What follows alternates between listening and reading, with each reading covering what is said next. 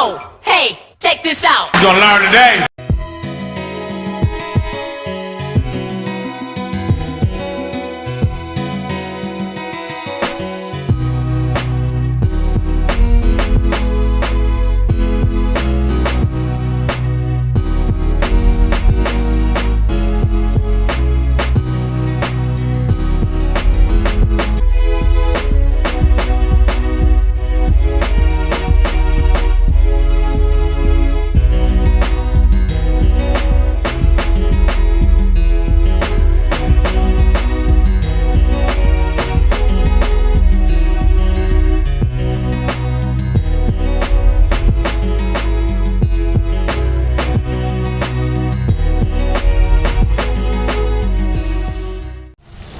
Welcome to this week's edition of the Lakeside Chat. I'm your host, Brother John Muhammad. Thank you for tuning in. We'd like to encourage you to go to the page, facebook.com/Lakeside Chat. And today we have a wonderful guest, as always, our dear sister, Sister Dominique Clarkson, like family friend, and from back in the days and all of that good stuff. So we're glad to have you. Thank you for coming out and joining us. Thank you for inviting me. Absolutely. So to our viewers, they want to know first question is, who is Dominique Clarkson? Who is Dominique? Well, first of all, I'm a mother. Yeah. Mother of 3. I have an 18-year-old that attends TSU in Houston, Texas. Okay. And I have a 14-year-old who resides with his dad, also in Texas. And I have a 7-year-old. Okay. daughter.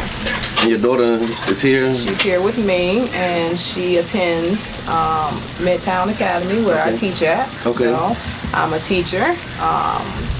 I have my master's degree in educational leadership. Okay. I teach 5th grade math, but I also teach life to my students too. Right. And that's where I am right now in Pinellas County Schools. Okay. So teaching. did you grow up here? Of course. St. I Pete? am a native of St. Petersburg. Yeah. Well, we gotta ask, because people, for the most part, most people that are here are not from here. Yes. Right. So when it's below like 60, you get cold, huh? Of course. Well, I have a lot of stories about that while I was in the military. I am a United States Army veteran. Okay. So I have served in the military. Okay. And yes, I have a lot of them stories being out there saying I'm Floridian. Yes. So what led you to Texas? How did you go through Texas and then back to St. Pete? Well, because I was in the military and I was married with my son's father, he was actually in Killeen, Texas. Okay. And my son was getting older, and he needed that male influence. Right. And I thought it was about time to transition him to stay with his father. Okay, got it. And just growing up in St. Pete, you were a product of the Pinellas County School District. Yes. What was that like? Yes, I am. What was your experience with the school system? It was tough, We actually grew up on 7th Street and 23rd Avenue, so over there by Botley Park. Right. And we moved when I was 12 over to Lakewood High School. Okay. Over there off 62nd. So you went to Lakewood? So I went to Lakewood Hollywood for High? my 11th grade year, but I'm actually an alumni of St. Petersburg High. Okay, got it. I graduated from St. Petersburg High. Woo-hoo, Right. Devils. And so, but yes, I did attend Lakewood because I was getting into some stuff I didn't have, Yeah. at St. Petersburg High. So The teenage years, right? already know. Yeah. That's St. Petersburg teenage years. Yeah. And then what led you to go into education as a profession? Well, I've been working with children like all my life, and it was either autistic children. I started my first job working with children. I was 18 at PAR here in St. Petersburg. And then I went on to work with children privately through group homes and then private homes. And I just worked, then I also worked in group homes and then with girls, and then I started working in group homes with boys. Okay. And so working there, I taught a computer class, and I kind of enjoyed it. And so I decided, maybe I'll take on education. Right. So. Right. And so teaching 5th grade now, Is that the only grade that you taught? Did you teach like earlier grades or? Well, I started my teaching career in Houston, Texas. Okay. And I was there for 3 years. I taught there for 3 years, and I decided, you know what? My daughter, she's 18. She's going off to college. My son stays with his dad. You don't look like you're old enough to have a daughter that's... I am. Thank you. And so it was just me and the 7-year-old, and I was like, you know what? Maybe we'll go home for a little bit and see how that works out. Right. So my... I really wasn't thinking about teaching when I first came. I wanted to be open up my own educational consultant, which is something that I will be doing next year. I don't plan on staying in the classroom because I just feel like I'm needed on a larger scale. Right. But I started teaching 6th and 7th grade math in Houston at a behavioral school. It was about 300 students there, and these students were behind. And we actually would teach 6th grade content and then 7th grade content in the summer school session, and they would move up 2 grades. Okay. So they'll do 6th and 7th grade in 1 year and move up to 8th grade next year. So that's pretty powerful. So it's not that they can't learn it then. No, it's not that they can't learn it. It's just our kids are being taught just one way. And even in my classroom, I have to experience like thinking outside the box for some of my students that just don't learn on a visual, visually or auditory, and they need the touch, they need to feel things, manipulatives, and just learning your students, learning style is really big. It's really helpful, especially when you're teaching math. Absolutely. Yeah, because math is... Why do you think math is such a hated subject by all people? That's like universally the hardest thing that people talk about. So, well, actually, I don't think it's math. I think it's reading. Okay. Our kids don't want to read. Okay. Okay.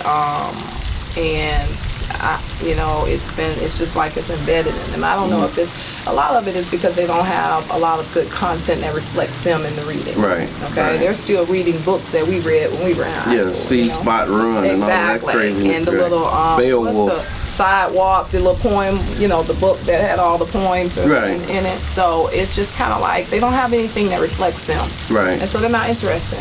Yeah, because it's like I heard Minister Farrakhan say this one time. Once you see a picture, if they take a picture of a crowd and you look at the picture, the first person you're trying to find is yourself. That's right. And if in that curriculum you can't see yourself, then you're not interested in looking at it. Not for a long time anyway. Not at all. So that's one of the things our children are dealing with. So just teaching them to read and math. It's reading comprehension. Right. Involved in the word problem, so they have a hard time with that. Gotcha. All right, so what we'll do is we'll take a quick break. We'll come back and we'll talk a little bit more about some of the challenges that we're facing with our educational system and what can be done about it. Okay, great. We'll be right back.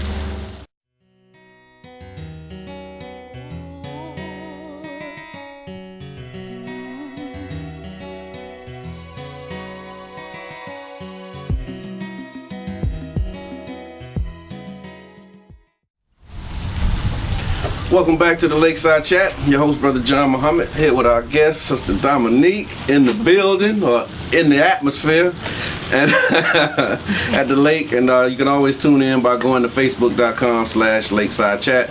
Like the page, share it with a friend. So before the break, we were talking about education and some of the things that our children deal with. And yesterday we were at the education forum that was hosted by the NAACP. And I think once you talked about, one of the things that resonated with me was about the different coaching and support that is needed in the class. Would you mind sharing a little bit more about what's necessary? Because you said we have like reading coaches and math coaches, but we don't have the behavioral classroom management, I think was the term. Yes, coach. When I was in Houston, I actually coached. I helped teachers with classroom management. Okay. I helped with Teach for America. Students that came in knew nothing about being in the classroom, and so I had to help them through that piece, the classroom management, because if you can't manage the classroom, then you can't teach. Right. So you can't teach math and you can't teach reading. Right. Okay. Right. So I feel like that's one of the big pieces that's missing.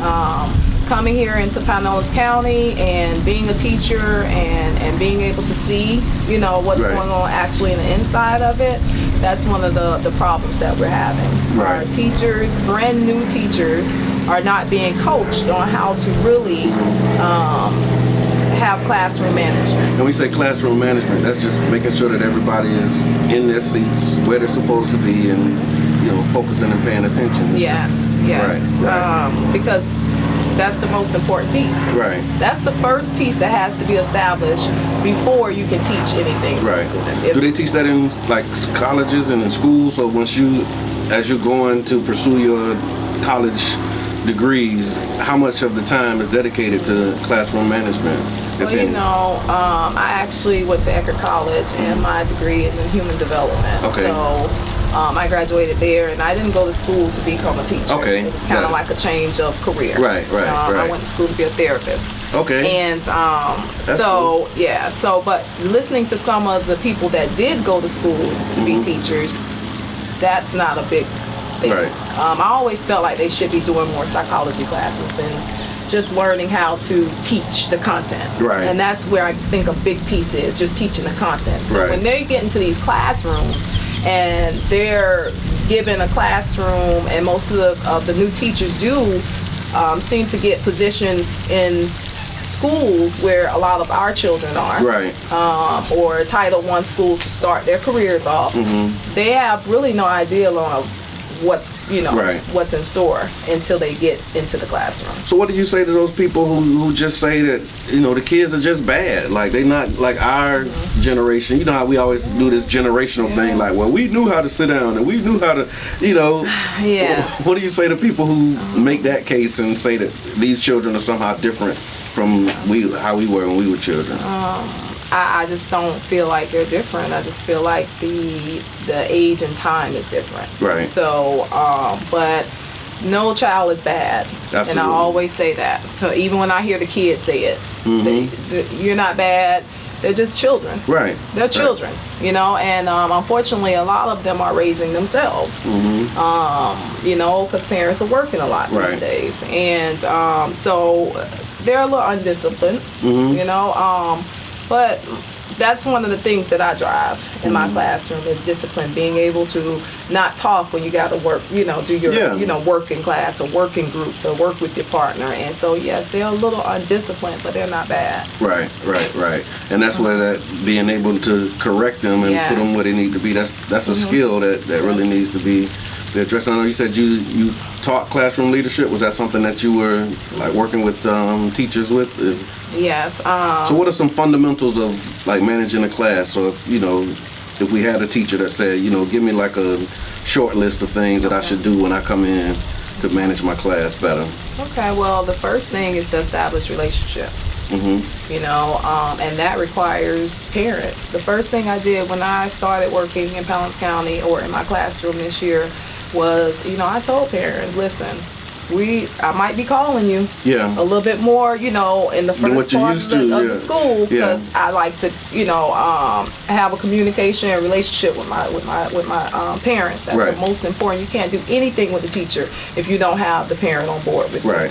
So that is the most important thing, is establishing a relationship with parents, letting the kids know that, listen, I can call your mom and, you know, they're going to back me. Right. You know, that's one of the biggest things that we're facing. Also, consistency. Okay. You know, and being fair to every child. Right. Not if Tommy gets up and throws something in the garbage without permission, you don't say anything to them. But when, you know, Daquan get up and throw something in the garbage, you want to say something to him. Yeah. No, children know when you're being fair, and you have to be consistent. Every time Daquan or Johnny get up without permission, you stop them in their tracks, have them sit down. Right. You know, it's just a constant thing, and that's part of the teaching them the discipline part. Right. And yeah, I remember reading an article that said that discipline is more so about the routine. That's right. You know, and it talks about sparing the rod and spoiling the child. We think of that as just beating them. No. But a rod is something that like upholds a standard and has consistency in it. And so just having what you just said absolutely would be a key ingredient in that. And then when you said establishing these relationships, is that something that's done during working hours, or is that something that you have to, maybe put in a little extra time to do, That's working, outside of working. I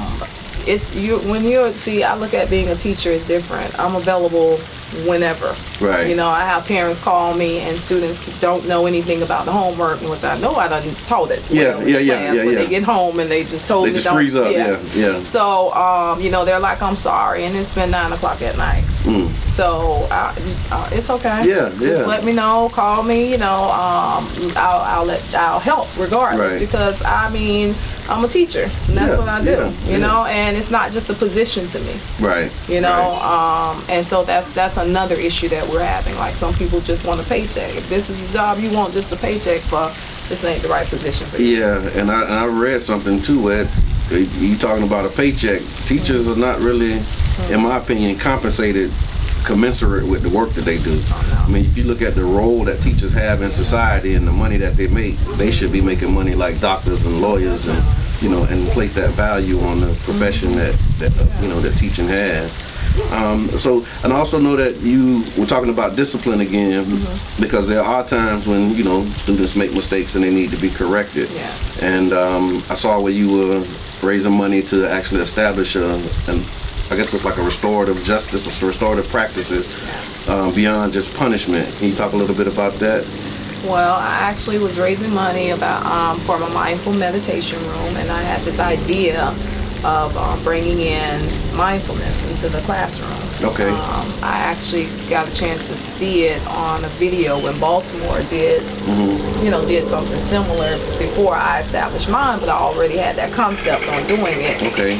And I saw that detentions and suspensions went down like drastically. Okay. To almost 0% when they implemented it. Okay, so let me just pause for a second here, because I want to take a real quick break, and then after we come back from the break, I want to expound a little more on what mindfulness is, how it works, and then how we were able to implement it in the Midtown Academy. So we'll be right back.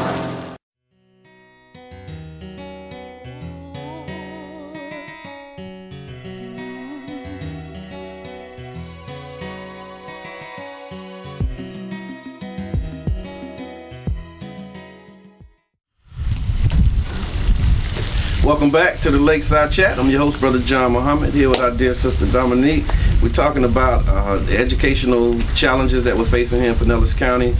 We covered a lot of ground, but before the break, we talked about the idea of mindfulness. Yes. And I was just watching this on, what is this, Oprah. Okay. And she had a guy who was supposed to be like the father of mindfulness and helping the. So what is mindfulness, and then why did you think it was important to bring that into the school system? Okay. Mindfulness is basically paying attention on purpose.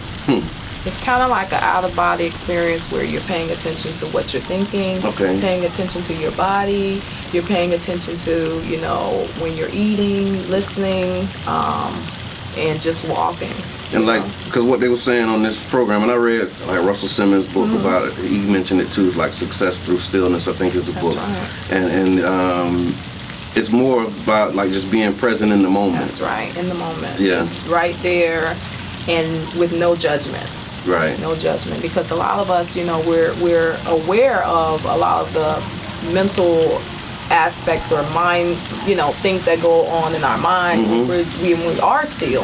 Right. But it's just kind of like, don't judge it. Right. Don't make it a good thing or a bad thing. That's right. Just let it be. Right. Just let it be. And I, after doing my research on it and then seeing that Baltimore had implemented it into their schools, and their detentions and their suspensions went down drastically, almost to 0%. Wow. I just knew that was something that Pinellas County could use. Right. So how do you teach it to children? How do you get children to? Is it hard?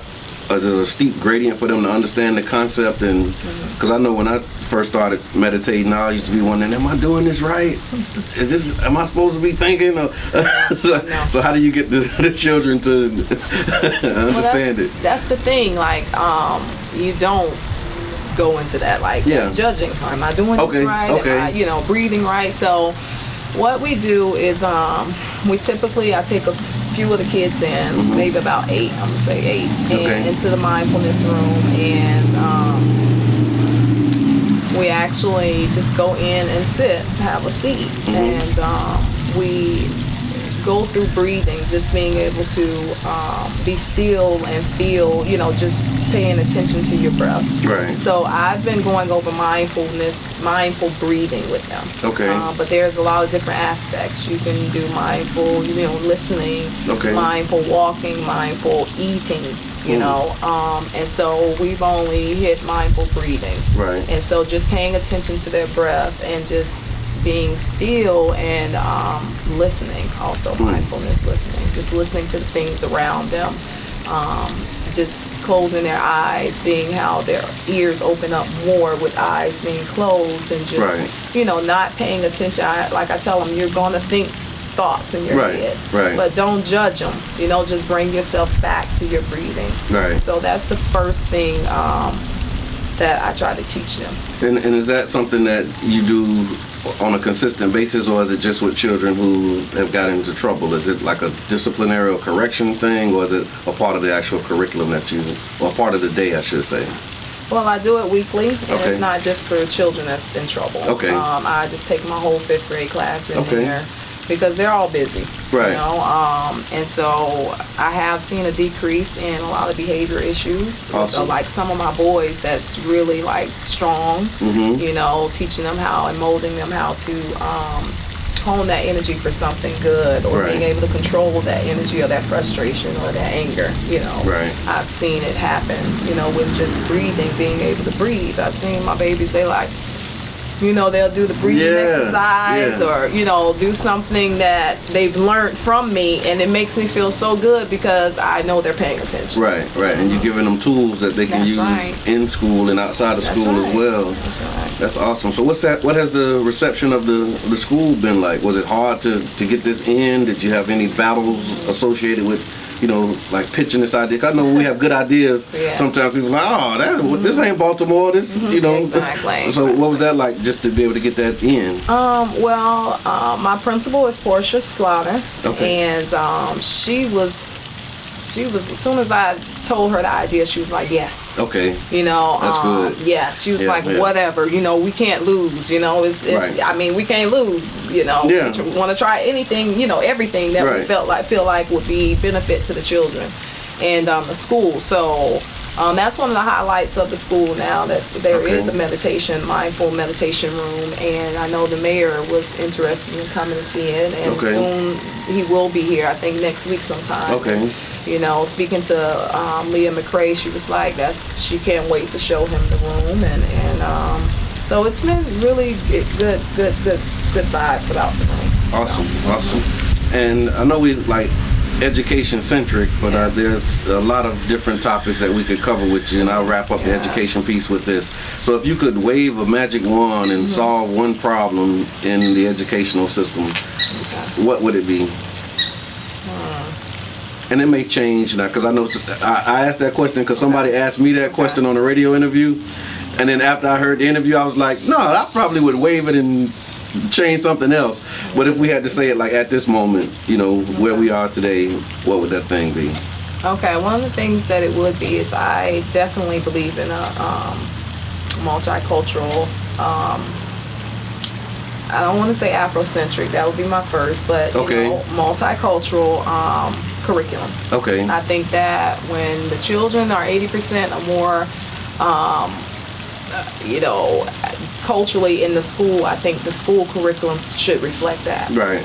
Most of the curriculum that we have, period, nationwide is Eurocentric curriculum. Right. And I don't think that our children see any value in that. School is supposed to teach our children about self, who they are, but it's not doing that for our children. Right. We see when they read the curriculum that's given in social studies or reading, they don't see themselves. The history, they don't see themselves. So if you're a child that don't see greatness being taught to you, then you're not going to think that you're great. It's it's just a constant battle, especially our boys, just seeing another culture raised up and put on a pedestal, and our culture being not even acknowledged. Right. You know, and that starts in the curriculum. They spend majority of their time at school. So why don't we have a curriculum that helps them see greatness in them? Right. Oh, that's awesome. And I was kind of hoping you'd say that because that's a very valid case. I mean, and we talked about it earlier with the picture analogy. That's right. But you know, we also look at like how you have high Hispanic, you know, or Latinx populations in schools. Right. And so if you're not getting fed, you know, that cultural diet, then you become bored or disinterested. That's right. And that may lead to some other, you know, challenges with your attention in the classroom. So just last thing before we wrap, just if there any message that you'd like to give to the community, education or otherwise, if it was just something that you can say to our viewers, what would you like to say? I would say involvement. Like, you know, and it's all our job. Right. You know, I see and hear a lot of, it's the teachers, and by me being a teacher and a parent, I hear it's the teachers from, you know, some friends, and then I hear it's the parents from some of the teachers. And you know what? Everybody's pointing the fingers at why our babies are acting and you know, failing the way that they're failing when it's everybody. Right. Why shouldn't a child get through or fail when they see that we as adults are at odds and pointing fingers? Right. You see what I'm saying? So that allows them to manipulate the system also and pit us against each other because they know that we are not on solid ground. We are not a team. And so to me, I just feel like involvement, the community, you know, these schools are in our community, and it's time for us to stop complaining, stop pointing the fingers, and just get on the ground with our boots and do what we have to do as a community to help, you know, with our babies, with our children. Awesome. Well, thank you again for coming by. It's been long overdue. And I know, like I said, we got some other topics that we can address, so we get the education handled, and then we'll bring you back if you would join us. Of course. Thank you. Sister Dominique, it's been a pleasure. Thank you for watching. Hope you enjoyed it. Please make sure you share the page. Go to facebook.com/Lakeside Chat. I'm your host, Brother John Muhammad, signing off for now. And as always, we like to encourage you, believe and do good.